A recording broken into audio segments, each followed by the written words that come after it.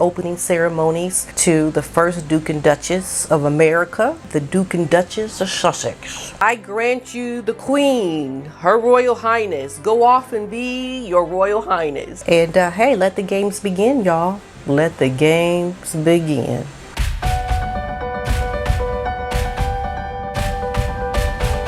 Hello YouTubers, welcome to my channel. Thank you to all of my new subscribers. You guys are wonderful. And I have some great new content that's going to be coming up. It's going to be a surprise. Well, I kind of mentioned or talked about it earlier in the year, but my plans are still on, and just stay tuned because I am going to be giving you some fabulous content.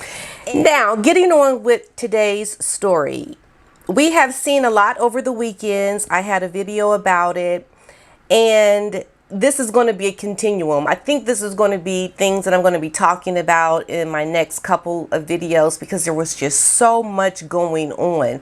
And what I'm talking about today really does go back to the very beginning of why I started my channel. And it comes down to the things that we actually saw this weekend, because it is my opinion that when Harry and Meghan started their plight to leave the royal family, it was based on a premise of they just couldn't do it anymore. We can't handle it. People are racist. This is so hard. Meghan tried to hold a stiff upper lip, and they tried all these things, but they just had to leave. They just couldn't deal. Well, this is why what I talk about is so important from a teachable perspective, because we are learning about behavior that has consequences to the most vulnerable people, the people who are not really looking to see someone deceive them and to really say things that are really truthful. And there's so many things that we can gather from these different moments that it has to be talked about. And this is why there are so many people on YouTube and bloggers who talk about it, because it is so historic what we are seeing with Harry and his wife. And to their credit or not, I mean, the guts to do the things that they're doing in the open like this, unprecedented behavior. You have to be pretty gutsy to do these things because they're going against the grain. They're doing things because the ambition, the drive, the narcissism, the ego is so strong that by any means necessary, we are going to get what we want. Whether it is using people or manipulating or making it seem like it's this and trying to help out this cause. It's kind of like it's all thrown into a big dish and swirled around with a magic potion, and they drunk the potion and voila. They're doing it, y'all. They're doing it. And then you get the stories coming out from all the things that they're doing.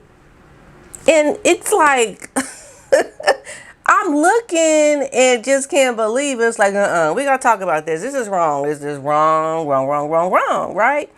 So going back to the story that I'm doing today, and it talks about how Harry and Meghan, they have been hustling to build their Hollywood careers for years.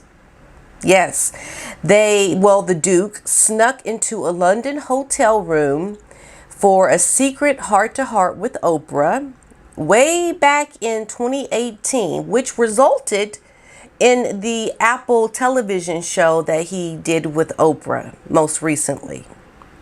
These are things that have been planned from the very beginning.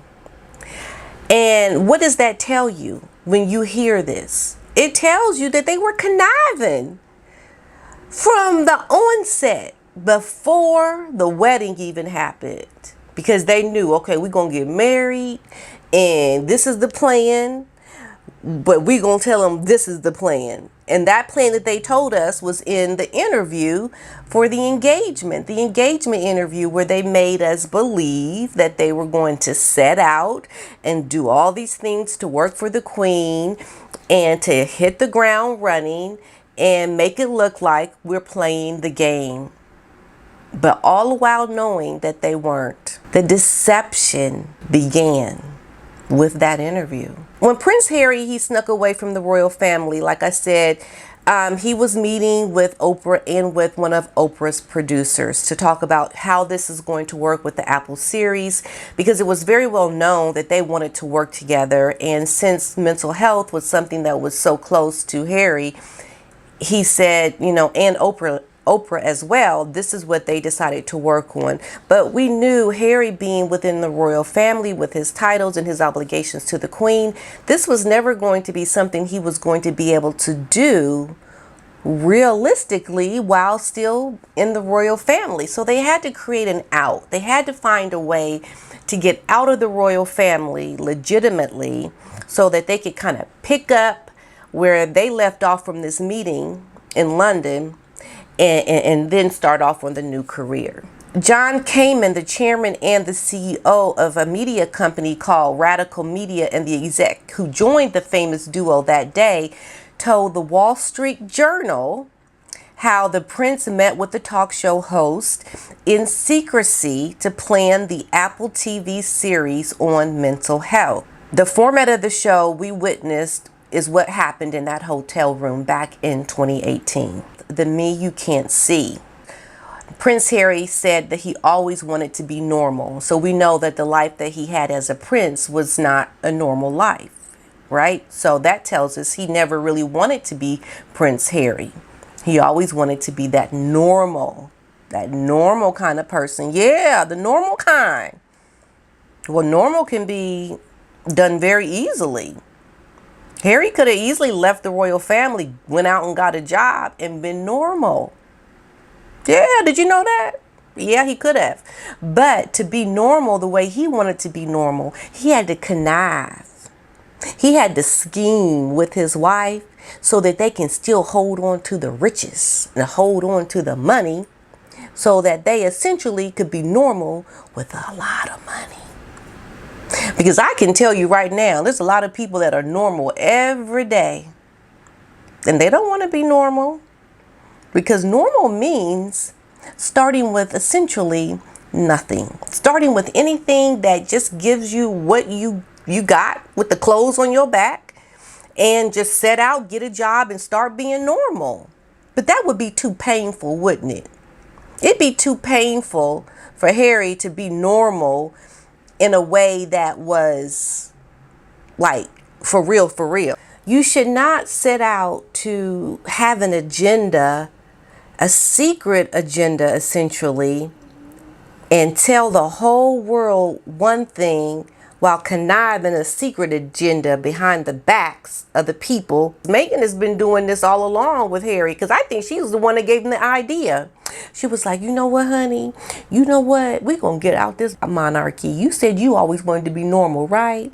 Okay, honey, I'm going to help you be normal, because we're going to be normal together. We're going to get that Duck and Duke and Duchess, whatever, Duke and Duchess of Sussex, and we're going to take that title and we're going to run with it, honey. Oh, yeah, we're going to be normal with the titles, and we're going to make us the Duke and Duchess of Sussex in America. How about that, honey? You want to do that? Okay, honey, because look, I got this, baby.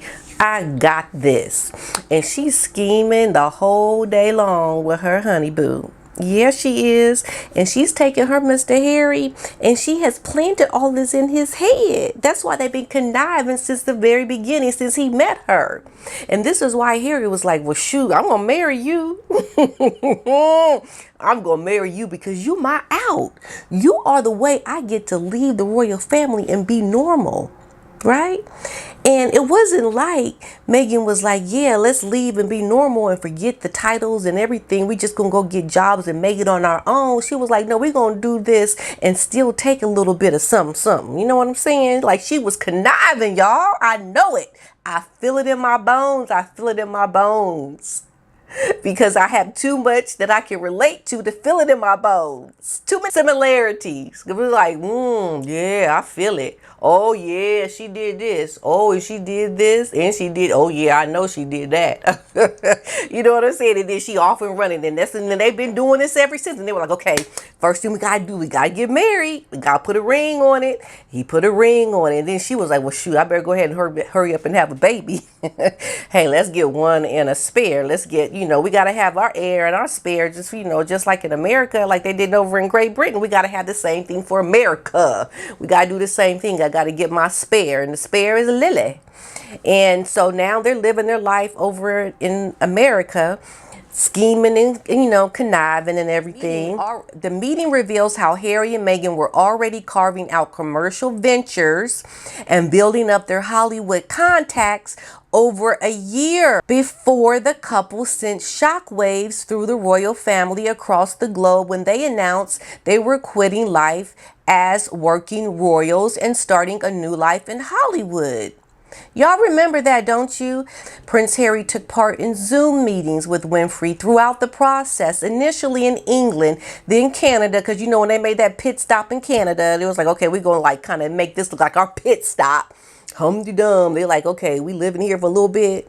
We living here for a little bit. Uh-oh, they get ready to close the border because of the pandemic. We got to go ahead and go where we know we really want to be. They were like, okay, psych, we don't want to be in Canada. We leaving before they close the border, and we heading off to America. And that's what they did. They left and went then to California. The prince shared his elite contacts with first producers, suggested the setting up of an advisory board to help navigate the sensitive topics they were exploring. Oh yeah, they was conniving because you know what his wife did? She was like, "Now Harry, come on now. We know you the prince. Give me some of those contacts. Who you got? Come on, Harry, boo-boo. Who you got?" They was having their little cute cuddly time. And she was like, MI5, getting the secrets. Going down in secret, doing all the things that they had to do to kind of plan and plot the escape to where they are now. Since leaving the UK in 2020 and moving to California, Prince Harry and Meghan have managed to secure tens of millions of dollars in deals with media companies like Apple, Spotify, and Netflix. So keep in mind, when they were making all of these deals, they were still connected to the royal family.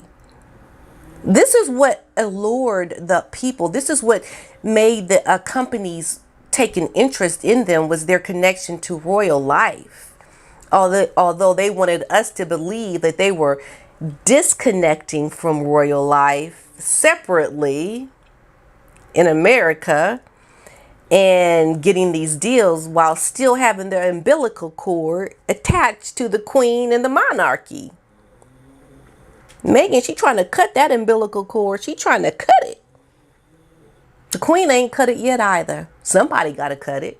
Because they still getting the blood, the resources, the everything connected to that title and the monarchy through that umbilical cord across the pond, and it's swirling around and it's gone the distance. You see what I'm saying? So they still have not severed ties, but this is what they're trying to do. Now, the Netflix deal alone is said to be worth in the region around $100 million. Because they were like, you know what, Netflix, we can get y'all inside the royal family because I got pictures. I took pictures. I took video on my cell phone. Up that dollar amount a little bit more. Come on, up it up a little bit more. 50 million? No, how about 100 million? Oh, okay. Okay, we can make that work. And they knew all along that they were going to leave. But they couldn't tell people in the media. They couldn't tell the queen that we want to leave before trying to do the work. They did it after they put in a little bit of effort, and then they said, okay, it's time to start pulling out our get out of being real royals card and start calling people racist and make that the reason why we left. And then when you get to where you want to be, live the dream that you've always wanted while leaving folks back in that country you left marked as racist.